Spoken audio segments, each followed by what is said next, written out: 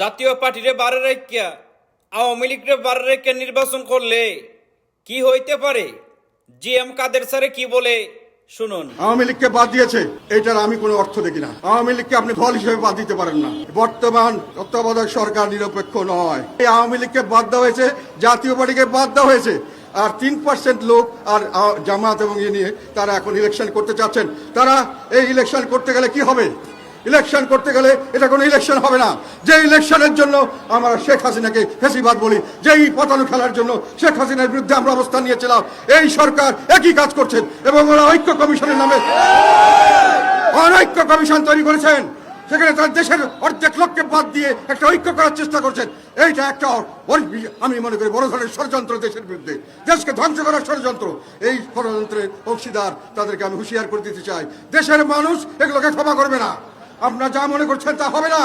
শেখ হাসিনার মতো লোক সমস্ত বিশ্বের সমস্ত বড় বড় শক্তি যাকে সমর্থন দিয়েছিল, সমস্ত সংস্থা এবং যত ধরনের ইনস্টিটিউশন আছে, প্রতিষ্ঠানকে নিজের কবজায় করে উনি রাখতে পারে নাই। বাংলাদেশের মানুষ তাদেরকে লাঠি দিয়ে ফেলে দিয়েছে এবং বাংলাদেশের মানুষ 2 মিনিট লাগবে না। এইরকম পাতানো খেলার রাজনীতি, যে খেলায় আমাদের নেতা, আমাদের চিফ অ্যাডভাইজার যেটা বলেন যে আমার নিয়োগদাতা কিছু মানুষ, এবং তাদের আবার কিছু বড় জামাত ইসলাম বলে তাদের নিয়োগদাতা নাকি আবার জামাতকে তারাই নাকি এই ছাত্রদেরকে সব রকম সুযোগ সুবিধা দিয়ে রাখছে। কাজেই বান্ডেল থাকলে প্রতি সেনমানিতে টাকা বাঁচবে। বিকাশ সেনমানি বান্ডেল কিনে জিতুন প্রতি লেনদেনে। বর্তমান তত্ত্বাবধায়ক সরকার নিরপেক্ষ নয়, তাদের একটি দল আছে। এইটার জন্যই তো আমরা আন্দোলন করেছিলাম, তত্ত্বাবধায়ক সরকার দেওয়ার জন্য, যেখানে কোনো দল থাকতে পারবে না।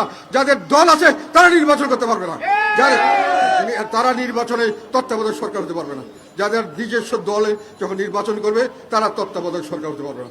বর্তমান সরকারের একটি নিজস্ব দল আছে এবং সেই দলের নেতাকর্মীরা সর্বোচ্চ সুযোগ সুবিধা নিয়ে ঘুরছে, তাদের কথা মতো সরকার চলছে। তাহলে সরকার দলীয় যদি নির্বাচন হয় সেটা কখনোই একটি স্বাভাবিক নির্বাচন হতে পারে না। সেটা একটি পাতানো খেলা নির্বাচন হবে, যেখানে আমাদেরকে বাদ দেওয়া হচ্ছে, আওয়ামী লীগকে বাদ। আমি এটার কারণটা আপনাদের বলতে চাই। তারা আওয়ামী লীগের, আমি যেটা বললাম, থার্ড পার্টি হলো জাতীয় পার্টি, ইলেকশনের রেজাল্টের দিক দিয়ে। ফোর্থ পার্টি হলো জামাত ইসলাম।